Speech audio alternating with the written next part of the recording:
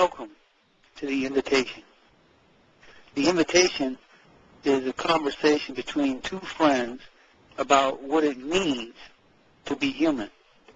And those two friends having that conversation, I'm one of those friends, and my name is Mike Brown, and I'm a spiritual life coach. And what I do is I help people to turn blocks into blessings and then take the energy of those blessings to propel people forward to manifesting the essence of their true heart's desire. And you can find out more about me or by visiting my website at changeyourlifecoaching.com. And you can get a free video e-course there on manifesting your dream. And you can also visit my other website. There's a book that I wrote. It's called You Are a Gift to the World, Blessings from My Mom. And you can get that book by going to youragift.com. And you can get that book there. And we have the podcast post there as well, so you can hear other podcasts that me and Linda have done. So that's me. And then there's my lovely and hostess, Linda. Linda, you want to introduce yourself? Hi, my name is Linda Cameron. I am a life coach and an educational consultant. You can reach me at la1@yahoo.com, or you can call me on my cell phone, 301-520-6929. And I am absolutely blessed and honored to be here sharing this time with you. Awesome. Awesome. And Linda has a website that's coming up soon. You don't have that available just yet, Linda? It's still being in the works? It will be available probably at the end of this week. Why don't you give us the name of this, because this is going to be recorded, so you want to put the name of it on here? I would rather do it on the next call. Okay, that's fine. We can do it on the next call. So we got that, and then also I want to give my phone number as well. I forgot to do that. You gave your phone number. If you want to get in contact with me, you can also reach me as well on my cell phone at 760-504-9631 to talk about the possibility of doing a coaching strategy session. So now we'll move forward into the call. So the topic of tonight's call is, you guessed it, ladies and gentlemen, Valentine's Day. Ooh. And the intention of tonight's call is, the intention of the call is to presence the realm of love.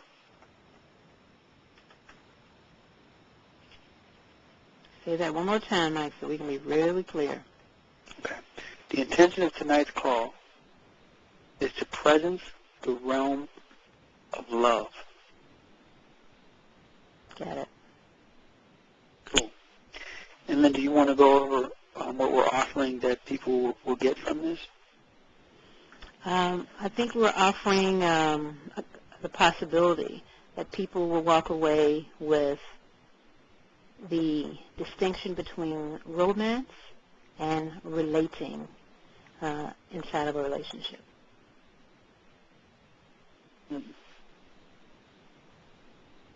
Beautiful. And do you want to go ahead and go into the intro there? So let's start with the beautiful word Valentines. Valentine traditionally is a way that is a holiday where we celebrate and honor our beloveds. So usually we give gifts. We go out to dinner. We say nice, lovely words. There may be, wine and chocolates involved. But it's just a way to show the person in your life that you adore them. And the history of Valentine goes back to the Roman Empire, where you have a Claudius II banned marriage between young couples so that he could fill the military with young, strong men. And when he made it a decree, a law to ban it, there was a priest whose name was Valentine who refused to obey that order and decided that if these people loved one another, then they should be allowed to marry. And he performed secret ceremonies where he married the young couples. So out of his agape love, which is the love of humanity, he supported Eros love, which is the love of passion and desire and longing and attraction.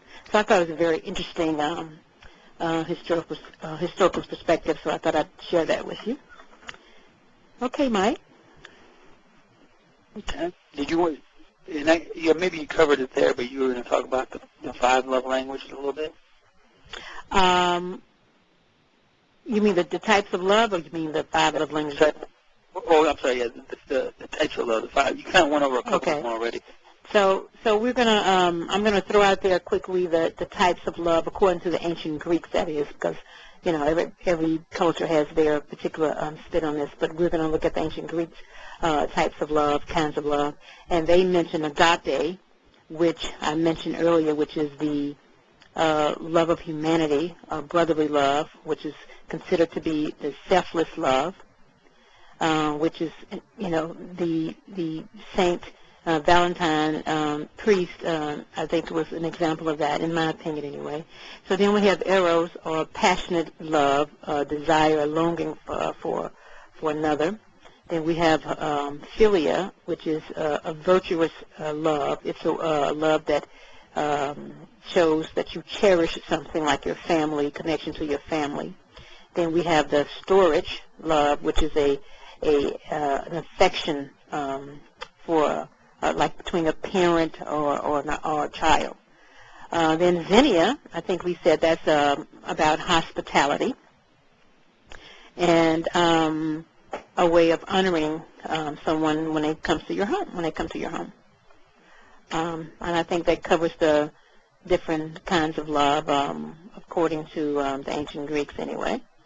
And I think later on we're going to talk about the, I guess, Mike, I'll let you pick that up, the 5 love languages, which is actually compiled in a book by Gary Chapman, if I'm not mistaken.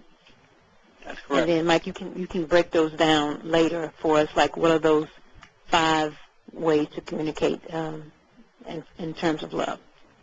Okay. Yeah, I'll do that. And before we get in that, I think I just want to open up.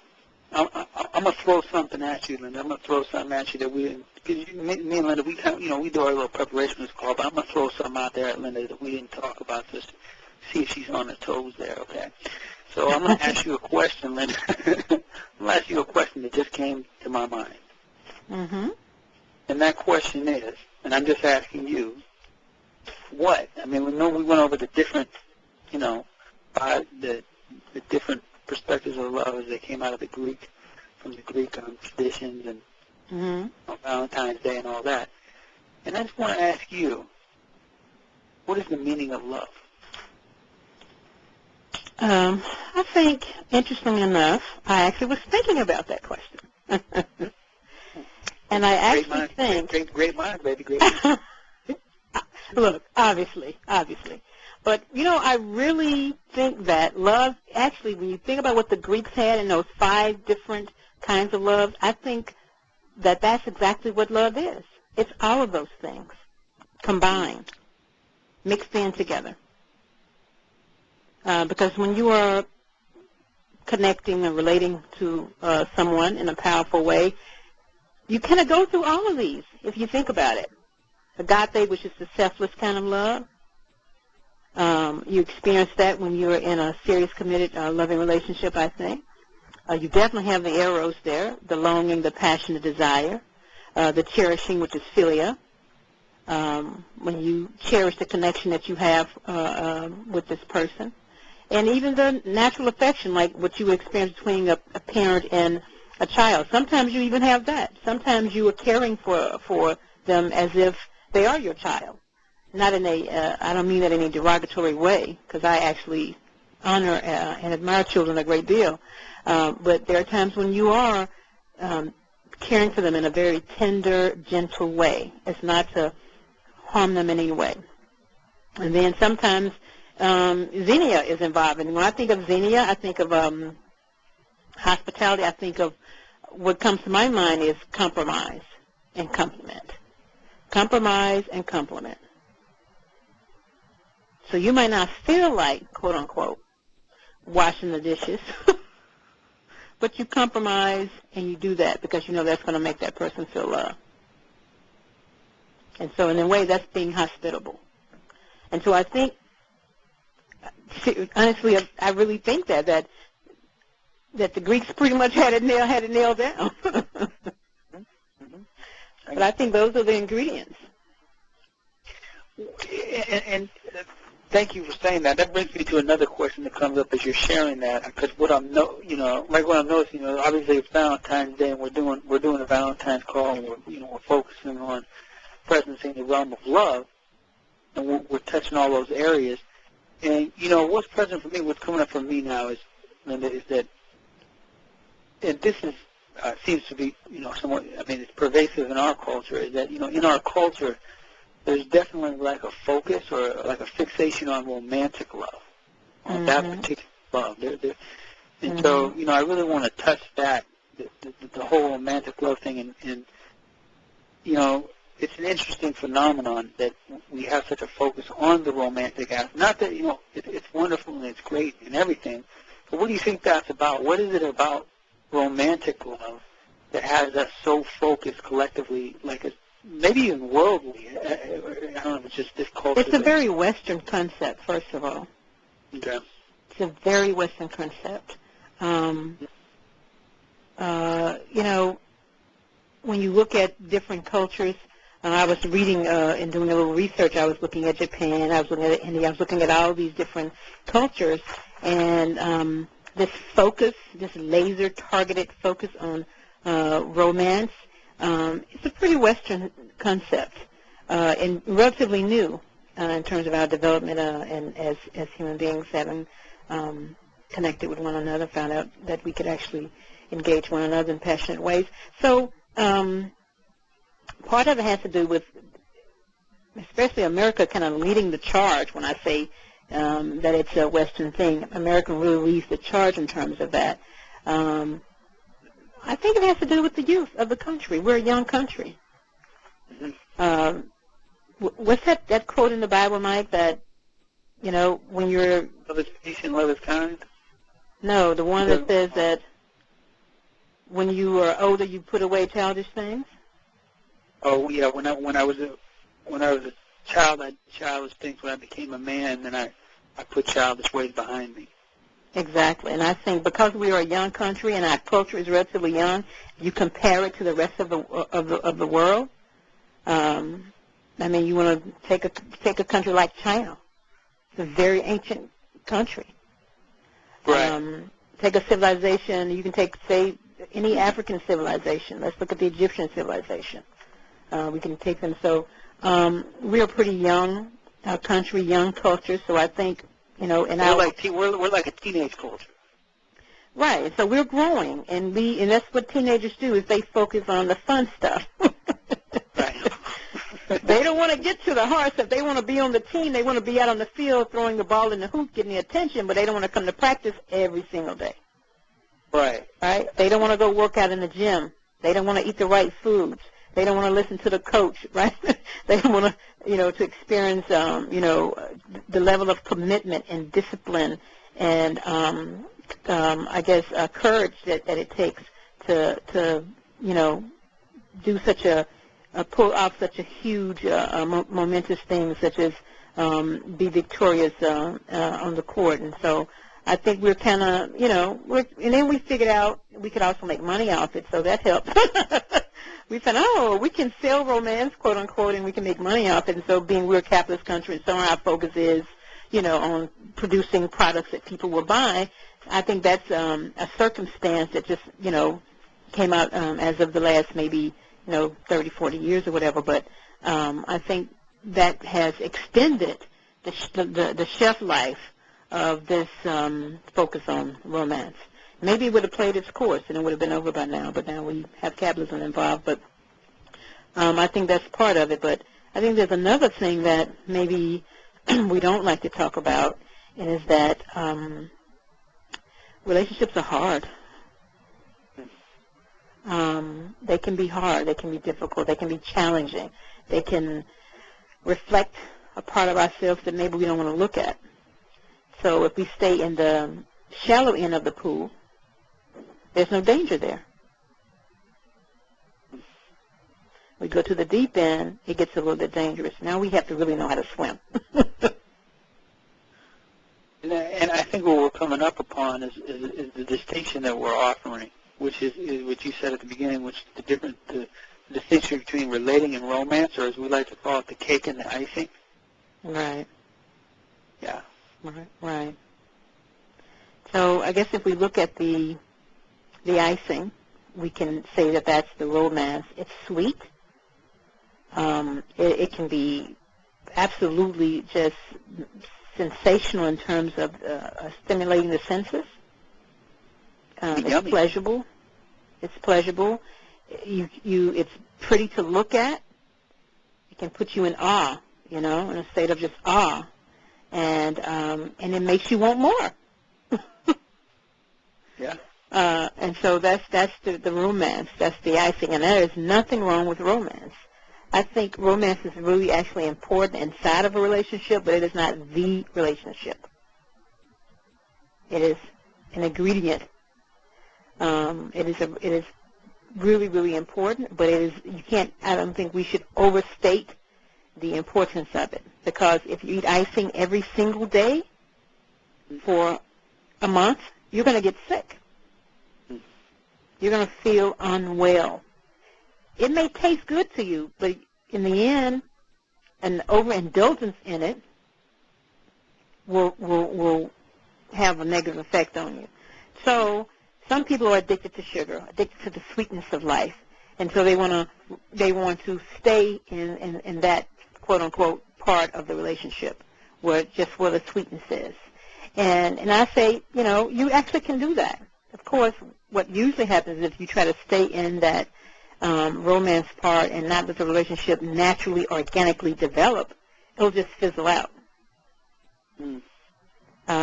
Because all things have a natural course. They need to move. They need to develop. They need to go from here to there.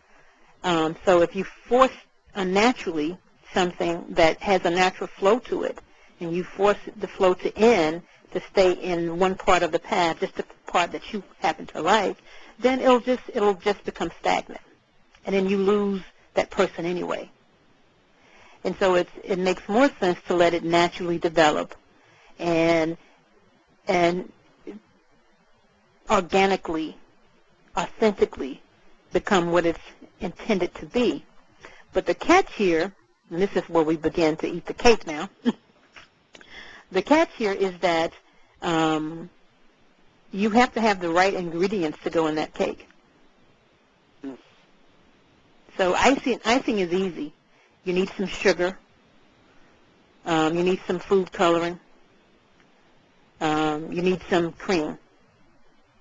That's it.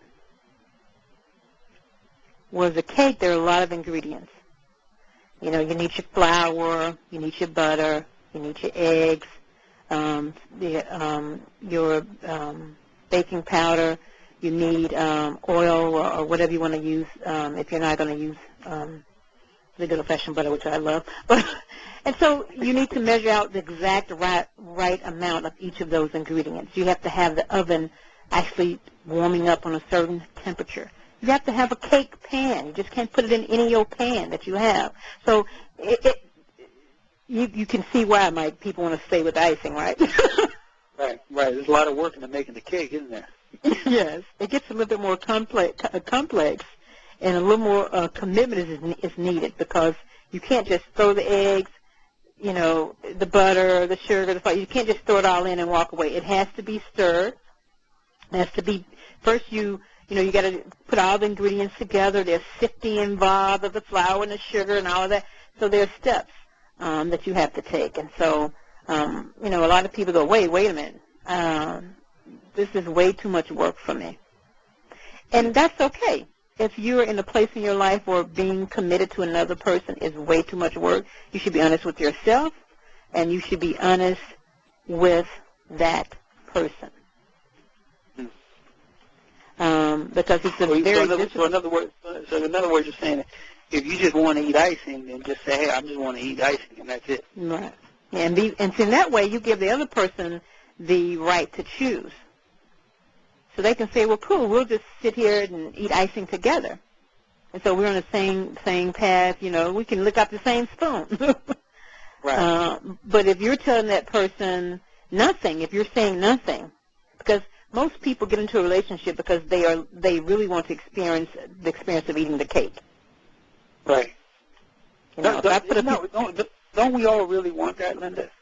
Yeah, I would say most. I'm not going to say all because I don't believe in absolutes, but I would say most people, the majority of people, they're really engaging in this because they want the experience of eating the cake.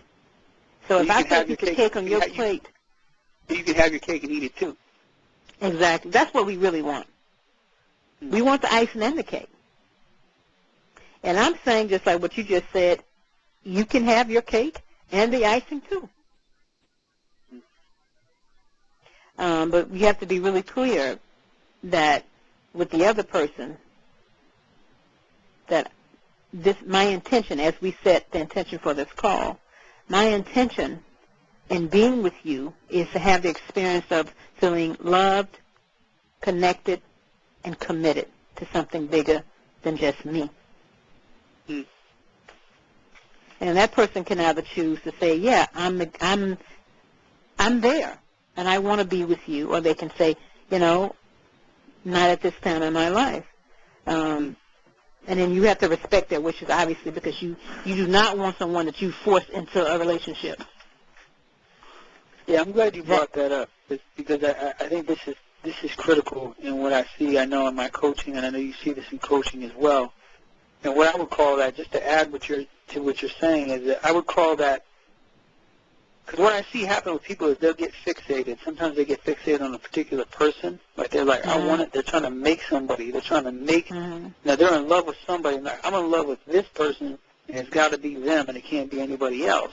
And so often what I offer people to create, like if you're out there and you're listening to this, and you know, whether you're with somebody or even if you're not with somebody, whether you're not with somebody or with somebody, is that you can begin in your own life to create a space. You can create a real space in your life, and think of it as a space. Think of it as a space like a room. Think of it like a room, like a physical thing.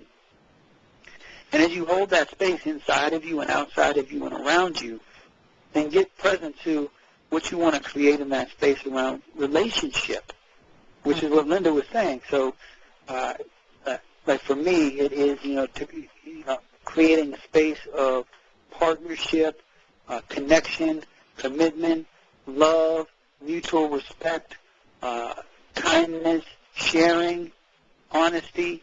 Like that's a space that you can create. And there may not be a physical human present in that space. And if you get present to the space and you focus on the space, then what you can do is as you meet people as you go throughout your day, you can invite someone into that space. And that space will be so clear. They'll see it so clearly. It'll be just like a room, and then they'll look inside of it, and they'll be able to look around, and they'll know whether they want to step into it or not. But then it's more like an invitation for someone to step into that space rather than you trying to take that space and put it on to somebody and say, make them fit into your room or make them come inside of that room. When you have that space inside you and all around you and it's really clear, then it will, what you're looking for will happen a lot rapidly, because one of the things I see people do is, and I've done it myself as well, is you can get attached to a particular form. You get attached to a particular type of person. You're like, it's got to be this person. If I don't have this person, the world's going to end. And that's like trying to take somebody and force them into a room that they don't want to go into. They don't want to go into that room. And you know that, and they know that. And this is what happens. But stay present to the space, because if you hold in the space and you're true to the space, it will get filled. And it will get filled for the person that walks into that room wants to be in that space, and you want them to be in there. And I would like to add to that, Mike. So you've created this space inside yourself, inside your life, inside your world. Now you need to be very clear on what you want in that space. Not who you want in that space. I didn't say who.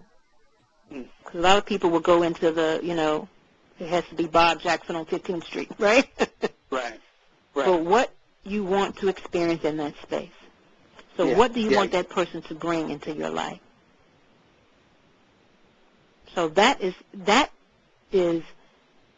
a great place to start creating. Yes. Great place to focus. Instead of focusing on a person or a set of body parts, sometimes we could get caught into that. The person has to be 5'10", they have to have blue eyes, they have to, we can get caught into that. And or they have to be wealthy, or they have to drive a Mercedes. You know what I'm saying. Yeah. So Yeah. we can Yeah. get caught into something like that, and then we think we are creating a love partner, Mm-hmm. but we're not. That's not what you're creating when you focus on those exterior things. If you focus on the outside, which is again dipping in the shallow end of the pool, then what you get is a shallow experience.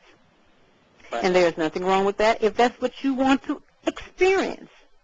Mm-hmm. And that other person wants to experience that as well. So, but if you get to a place when you say, well, I've been in the shallow end of the pool, couple of swims now, and I want to move up to something deeper.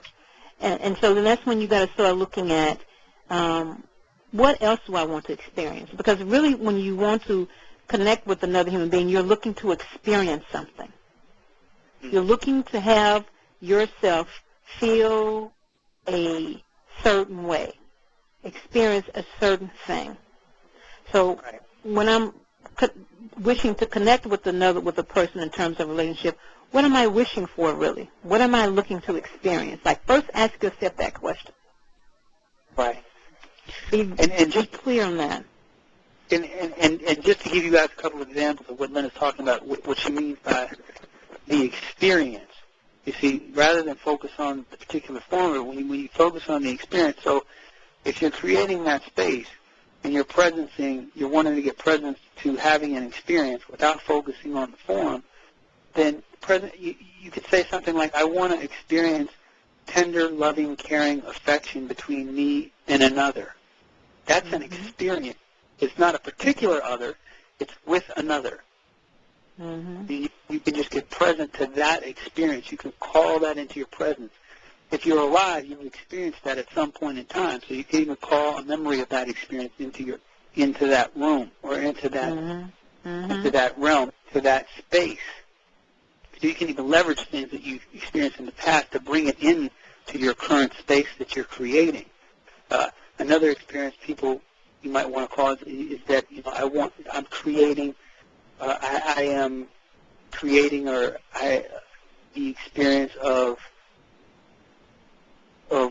spending time going to dinner with a beloved one or with another, and we're going to the movies, we're going to dinner, we're sharing openly with each other.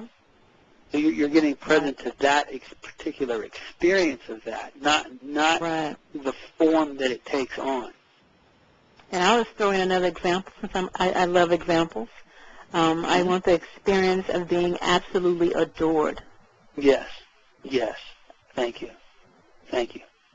I want the experience of being loved beyond my imagination, beyond what I even know love to be. Mm-hmm. I want the experience of being supported. Having a partner that I can lean on. Yes. Somebody who will work with me and not against me. I want the experience of someone who will fully receive the love that I have to offer. Someone who will fully receive and appreciate and enjoy and be grateful for all that I'm offering to them. Right. I want to experience someone who I can feel absolute, unbelievable passion for. Passion and desire and longing and attraction. There's nothing wrong with that. Nothing wrong with that at all. Hey, that's a little icing. A little icing. And I don't think, some people, hey, they like their cake plain. I like mine with a little icing. I like mine with a little icing, too. Maybe I like it with a lot of icing. Okay. See, I don't like a lot of ice. I'm not that kind of girl. I like a little ice because a lot of ice, and I can kind of like end up with diabetes. But anyway, I know that. I know that's right. But I don't like the sweet icing. I like the substantial icing, the real icing. That sweet icing, I like. One thing is for sure is if we turn the cake, I think we have the cake upside down. Mm-hmm. I think we are focusing on the icing and not the cake. I think we should turn the cake upside down, and let's look at the cake. And because really, honestly, let's just all be really honest with ourselves here.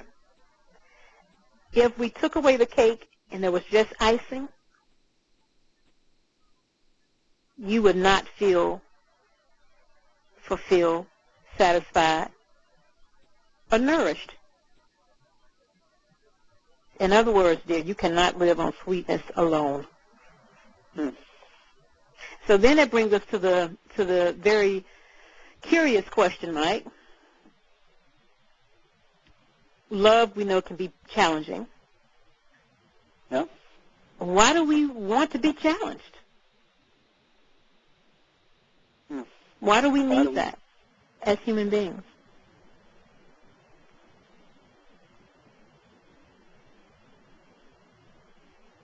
Why do we need to have our relationships, quote unquote, teach us things, help us develop as people, help us, see things from another point of view? Why do we need that?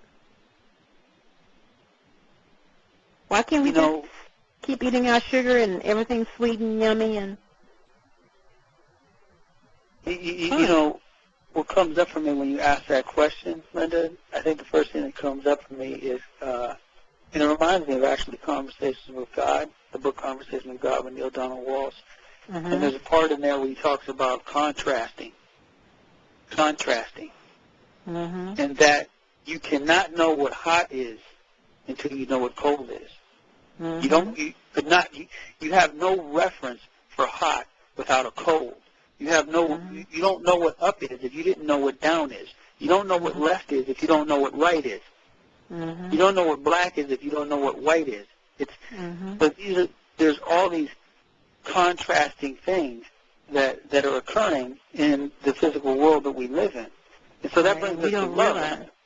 No, we don't. And so this is what I think, I think this is answering your question or what you said, but what came up for me is that really there's a contrast between fear and love. Mm-hmm. It's like hot and cold. Hot is one end of the spectrum and cold is the other end. Hot is not a good thing and cold is a bad thing. It's not about good or bad. It's just varying things. Two different experiences. Two different experiences. And so I think we have the same, like in the emotional realm of, you call it, some people say hate or fear, and then the other side of that is love. Right. And so I would say you cannot truly appreciate the love of a human being truly if you haven't experienced the opposite of that. Right. So we can say if every day is a sunny day, you have no real value of the sun. No, you do not. You pay very little attention to it. Yep. You come to expect it. You feel entitled to having the sun shining every single day. Supposed to be there.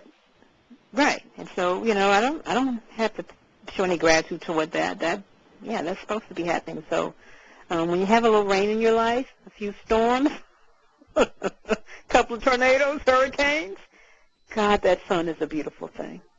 Yeah. This contrast, it's a big answer to your question.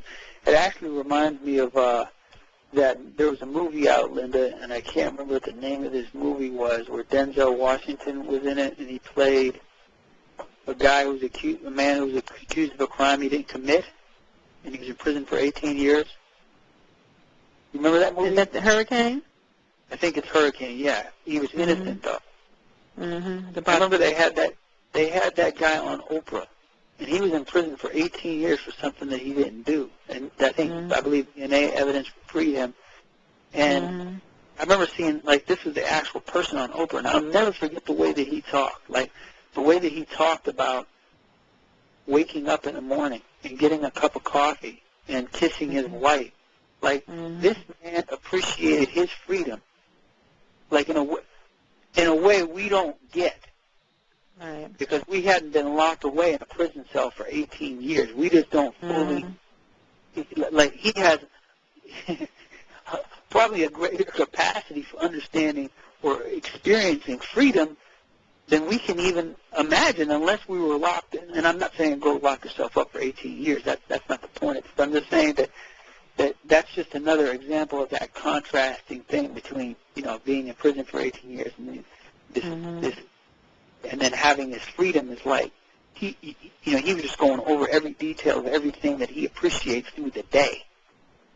Little teeny things, walking on the grass, things that we all take for granted. And so, you know, that brings us back to, you know, the whole love thing, which is, you know, to answer your question, I think this is answering that question, Linda, is like, what was that question? Like, why do we make it difficult? Right? The question is, why do we need to experience the challenging things in life, like relationships? Right. Because they are very challenging. Right. And I think that's a big part of that answer, is that we experience those challenges so that we can know love. Right. And appreciate it. And experience it. You know, really experience it. Because if it's always just there, like you said, if the sun is always there and it's always shining, then it's just always there. Hey, it's there. And I'd like to also offer that just maybe, love is a way of transcending. A powerful love connection with another human being is a way of making the I small and the we big, which is the beginning path to transformation, to transcendence. And so it offers you a road into yourself and connects you to something much bigger than yourself. It connects you to the entire universe, the entire concept of being connected. Because one thing I can say about truly loving another human being is that you get to see parts of yourself that you didn't know exist. You get to experience different sides of yourself that you didn't know were there. And so, and keep in mind that another human being standing in front of you who's loving you has his own issues or her own issues as well. And so that person gets to experience a part of themselves or see themselves at a different angle. And so it is quite informative to see yourself through somebody else's eyes, by the way, in this powerful way. And it is most fascinating, I think, to be able to just say, the we that is connecting here is more important than me. And I think that's the beginning path to transcendence, when you absolutely see that. I'm going to read this beautiful quote here, Mike, where you actually see that this quote, I am what I am because of who we are. I'm going to repeat that. I am what I am because of who we are. So you cannot, like, start to see the fine lines that this person is connected to me and we are connected to something else. And so I am what I am because of who we are. Yes. Yeah, so I would just throw that out there as, you know, a place to look. for those people who are interested in transformation and transcendence and, those spiritual concepts. I think that quote what you just said, Linda, it really also goes into what we were just talking about. It seems to go right in line with contrasting. Mm-hmm. Because often the way human beings behave or the way that they think is as though that they are islands. Mm-hmm. As though that they're, but really everything that you know yourself to be, everything that you know yourself to be is because of other people. It's because of the contrast that you got from other people being around you.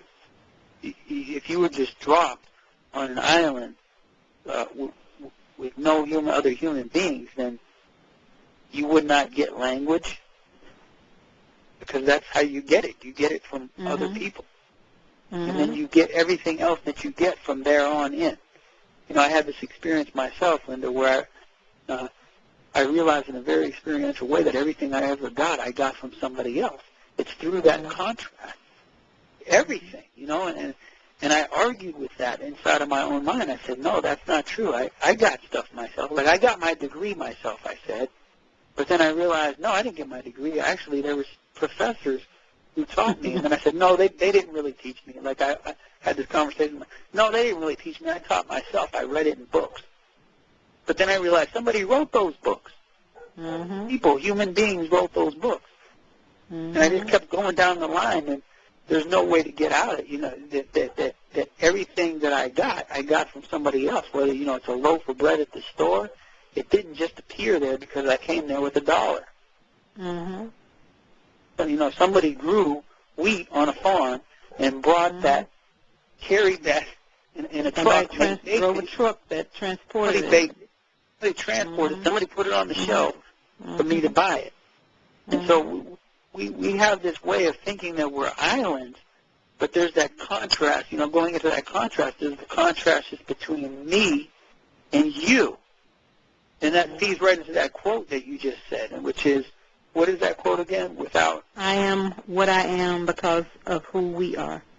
Yeah, I am what I am because of who we are. And there's another quote, Mike, that goes, I think, well inside this conversation. It says, a person is a person only through other persons. So we need to be acknowledged. Our humanity has to be acknowledged and validated in some form or fashion. Yes. And when you are with a person in a committed relationship, that's what you're asking them to do. You're asking them to acknowledge and validate you in some form. And it's a lot of power in that, and some people abuse that power, unfortunately. It's a very delicate, powerful, intimate dance that we do when we get inside relationships and we promise to, honor and respect and all of that, and then, sometimes we fall way short. Sometimes not because we are not trying, sometimes because we really don't know what it is to be a committed person inside of a loving relationship.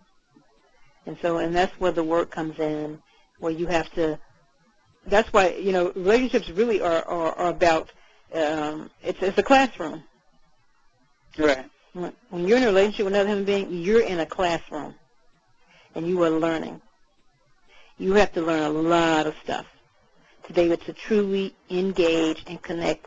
I had a friend of mine told me that a lot of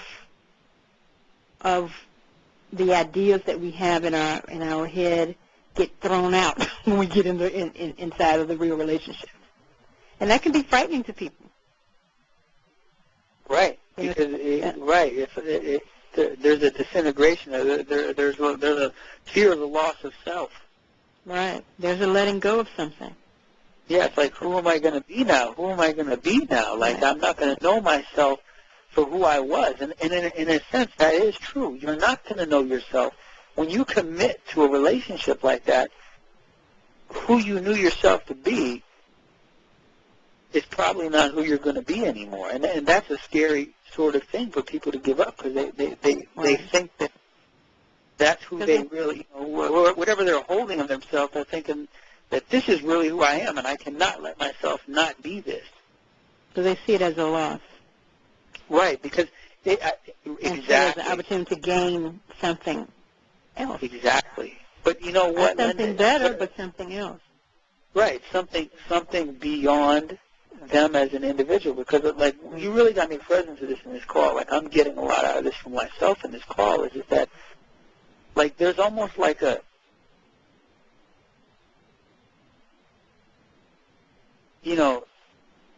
I don't know what the word, I don't know what to say, surrender, but it's like surrendering to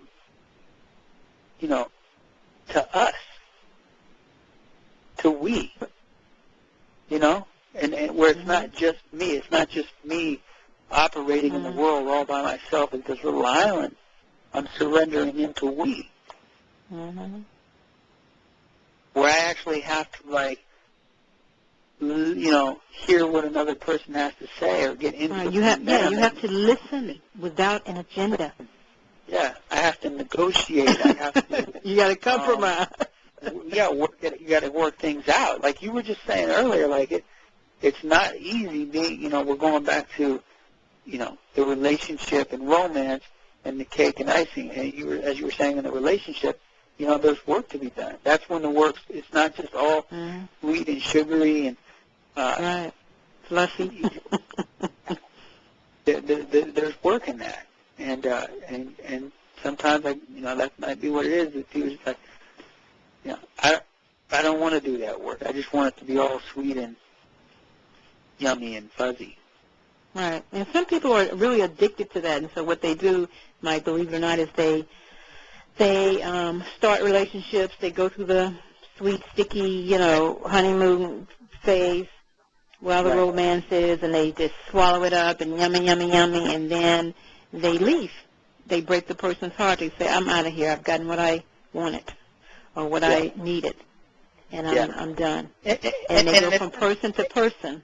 And it's funny you said they break the person's heart, Linda, because in a sense, they're like breaking their own heart, too, aren't they? When people are doing this over and over again, it's like... Well, the funny part is, I won't say that they break their own hearts. I think they don't even use their own hearts. Yeah, they don't use them. They leave them. What they want is to avoid the risk of ever having their heart be scratched or scarred or broken or wounded or injured in any form or fashion. So they don't use it. They put it on a glass shelf and they keep it nice and pretty and smooth and safe.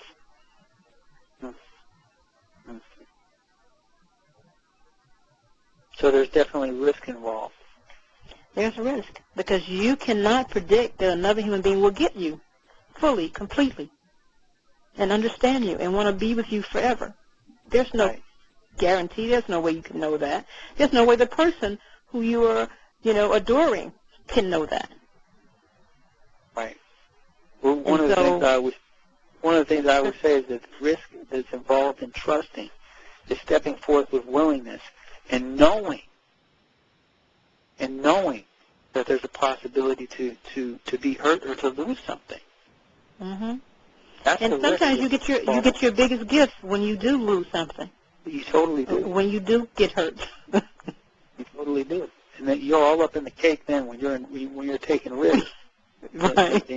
You're all up in the cake. You know what I'm saying? That's right. Look, Linda, let's get present to something right here because, see, okay. Here's the thing. Because I think that I see this in my coaching. I know you see this as well, is that there's many people that, they're caught up in the icing. And so,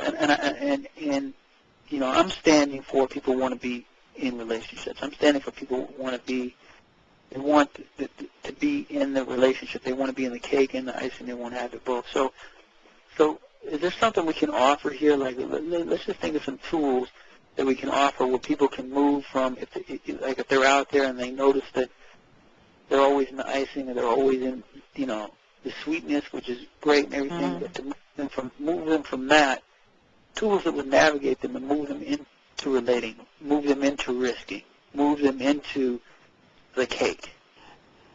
Well, I think one thing you offered earlier, I would go back to that, is to, first of all, to create a space inside of yourself. That's create space. And in your life that makes it possible. Yes, and you can do this you can do this on a piece of paper, by the way. It can be very powerful just to write that out on a piece of paper, and that creating a space in that way. So I think that's a good place to start.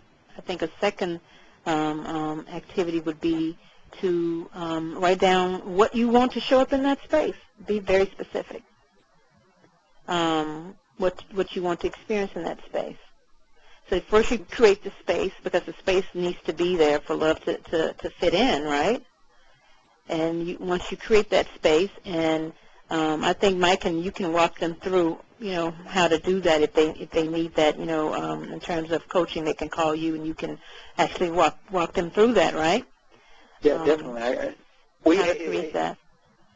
And actually, the video e-course will do that as well. If you go to my video e-course, I give that away for free online at changeyourlifecoaching.com, and that will actually take you through that step by step. It's a pure giveaway. You get 17 videos, and it's going to take you through the whole creation process. So that's my gift to you, and it's there. You can go through it, like really work through it and use it, and you can plug in whatever it is that you want. If it's relationship, then use that. So I think that's a great place to start. And then I think the second place that I would go organically, naturally, is to now that I have this space, what do I want in this space? What do I want to show up in this space? Not who, but what. What do I want to experience? And so just ask yourself the question: what do I want to experience when I'm connected to another person? I want to feel loved. I want to feel respected. I want to feel heard. I want to feel cared for. I want to feel trust. Just write that down, and then you can meditate. You can go to a place in your house, and you can visualize or meditate yourself actually experiencing that. You can think about a time when you did experience that, maybe once or twice, or even if you have to go all the way back to your childhood. Think about that, and and allow yourself to reconnect to those old feelings if you haven't felt them in a while, and say, wow, this is what I want to experience. This is what occurs as absent or missing for me. And then you have to get yourself ready. Okay, so you've cleared your space. You've created. You talked about what you want to experience, and then you say, now who do I have to be to embrace this person, to embrace this love, to embrace this opportunity? Who do I have to be? And you can sit and say, well, who have I been in the past when it did not work for me? Yeah. That could be a good shortcut to figuring it out. And that is a great question to ask, like, who do I have to be? And just to add to what you're saying, Linda, like, ask yourself, and write these questions down. Like, if you're listening to us right now, there's a way that you can participate in this passively and actively, and I really want to encourage you to be active. And, like, write down these questions that we're asking you to yourself, not for us, but for you. And so the question you just asked, like, who do I have to be? Another question that's a variation of that is, like, what quality is trying to emerge inside of me to be this? Like, what quality needs to come forward for me to be in this relationship that I'm wanting to create? And I like to throw out a few qualities, Mike, in case people are wondering what qualities is he talking about. Yeah, do that. I would say the quality of being a good listener, being a compassionate listener. That means to listen without an agenda. Right. Quality of trusting. And I would say being open-minded. You don't have to always be right. You don't have to always, have all the answers. You can collaborate. And I would say being authentic.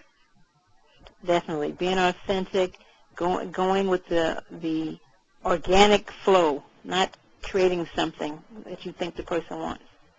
Yeah. And in particular, being authentic about something that you're inauthentic about. And what I mean by that is being authentic about something that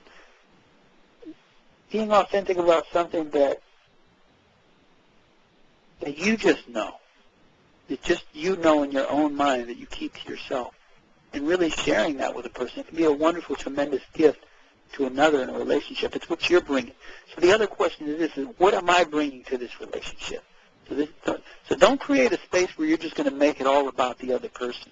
You need to create a space where you ask the question: what am I going to bring to this space? And so I think these traits that we just named are really good places to start. They're just examples. I think we did leave out a pretty important trait, so I'd like to throw that out, the trait of compromising. Sometimes compromising sounds like selling out to people, but I look at it as complimenting and supporting. And so if a person says, you know, I feel loved when you bring me flowers, and you're like, what? That's dumb. Anybody can just pick up a flower and bring it to you. Don't mean they love you. But instead of, creating that view of it, you can say, hey, it doesn't cost me anything just to go pick a flower and bring a flower in here. I'm not going to lose anything. There's no skin off my nose. I can do that for her. I can do that for him. And so you compromise on things. I'm not saying compromise your soul to do something that goes against your belief system. I'm saying, if it's something that you can, go that extra mile and it won't hurt you or harm you or, put you in any negative light towards as your own self-respect, then, yeah, do it. The rewards are great. and I repeat, Mike, the rewards are great. I got it. It adds to the icing. It adds to the icing, right?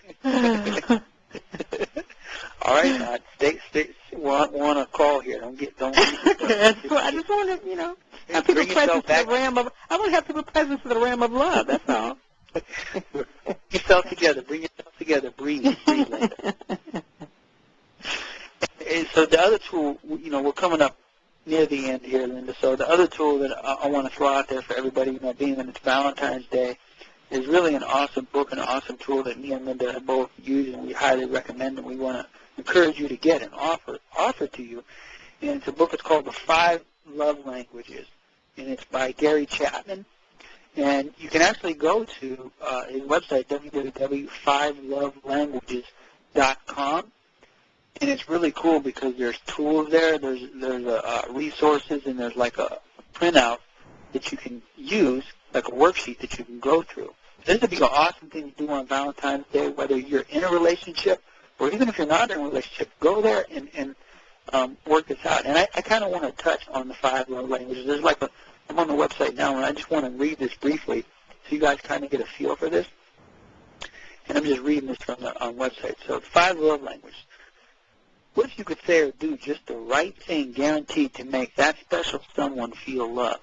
The secret is learning the right love language. Millions of couples have learned this simple way to express their feelings and bring joy back into marriage. The 5 love languages, Dr. Gary Chapman's New York Times bestseller. So I'm just going to tell you what these 5 love languages are real briefly. I can't wait.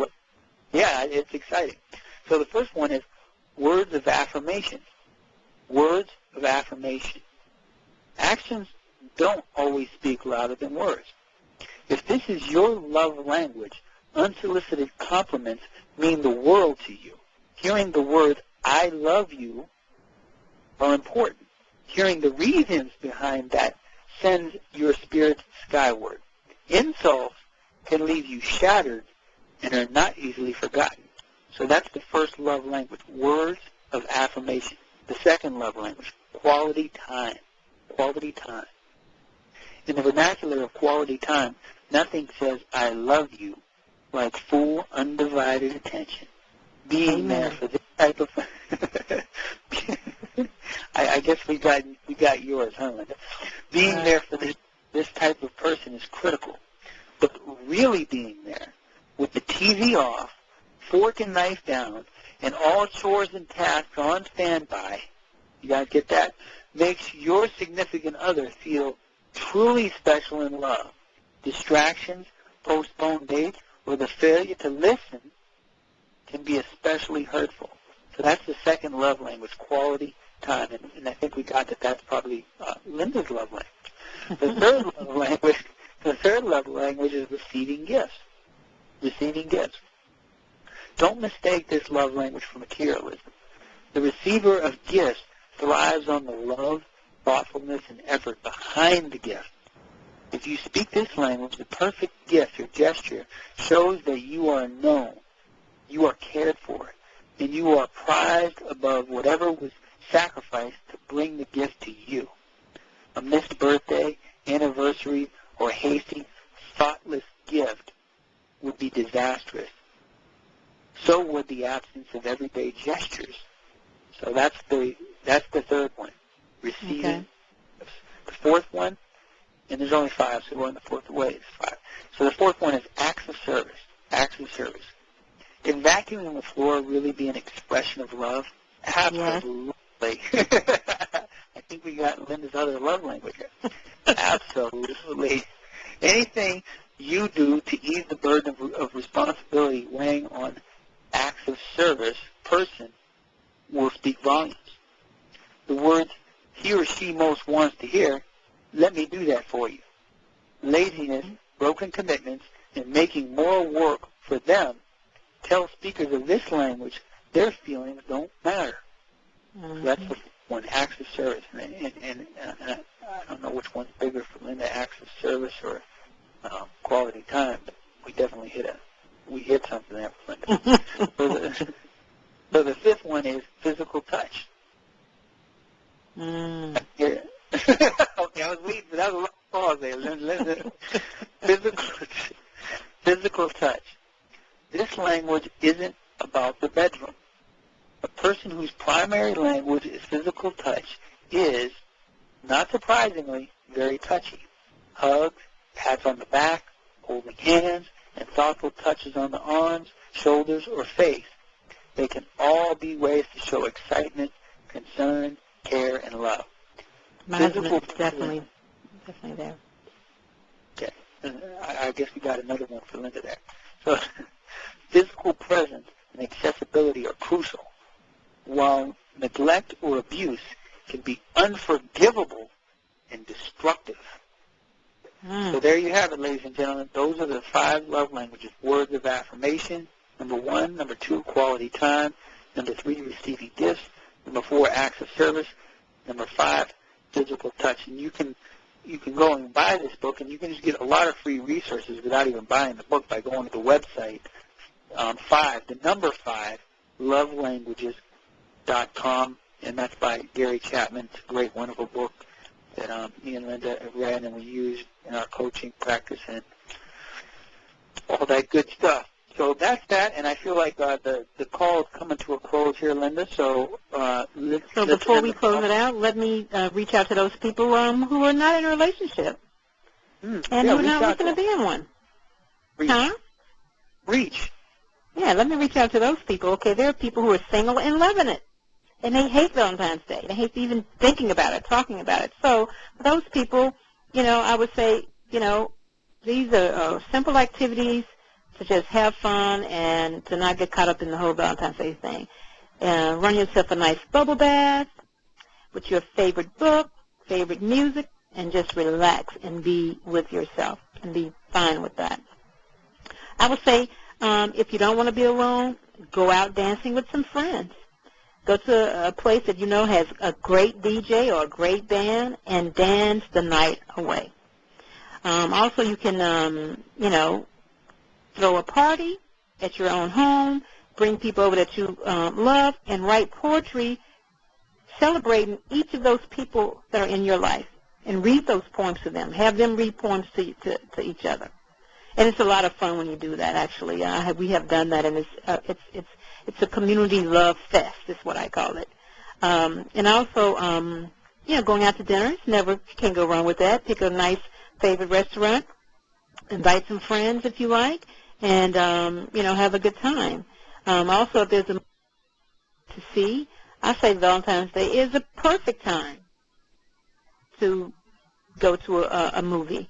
Last but not least, spread some agape love to someone who you know that really needs it. Whether that's a person who lost their job, whether it's a person who's been sick, whether it's a person who is elderly and needs help getting around. Agape love is just as good, in my opinion, as Eros love. Some people may disagree with that, however.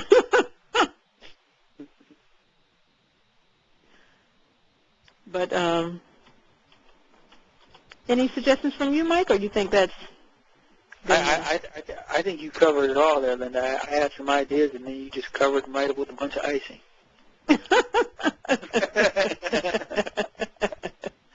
I would like to end, Mike, if you don't mind, with a few lines from that poem. So we talked about.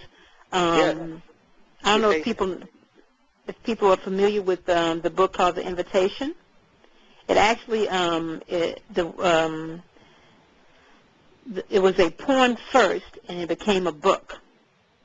And the woman's name, I think she's a Canadian author, if I'm not mistaken.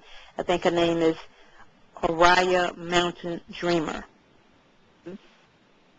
I hope I got that said that correctly. Yeah, I think that's anyway, so just a few words from that to end with the poem entitled The Invitation. It doesn't interest me to know where you live or how much money you make. I want to get to know you. I want to know if you will get up after a night of grief and despair, weary and bruised to the bone, and do what needs to be done. It doesn't interest me who you know or how you came to even be here. I want to know if you will stand in the center of the fire with me and not shrink back. It doesn't interest me where or what or with whom you have studied. I want to know what sustains you from the inside when all else falls away. I want to know if you can be alone and with yourself, and if you truly like the company that you keep in those very empty moments. I want to know you. That's the invitation. The invitation. Welcome to the invitation. You're all welcome. All invitations are sent. And we hope someone will accept. Yes, they're all delivered. So I'd like to end by saying Happy Valentine's Day. Happy Valentine's Day, Linda. Thank you. And many, many more. And happy Valentine's to everyone out there. And we send you love and peace and blessings to you and your loved ones, and all the forms of love. You know, we are a stand for you having all the forms of love in your life in every way. Amen, brother. Amen. Praise the Lord. Hallelujah. And we can be reached again yes, at LA1 Cameron at yahoo.com. Let me spell Cameron for a couple of people ask me. So it's CAMERON. LA1, the number 1, Cameron at yahoo.com. And I can be reached on my cell phone, 301-520-6929.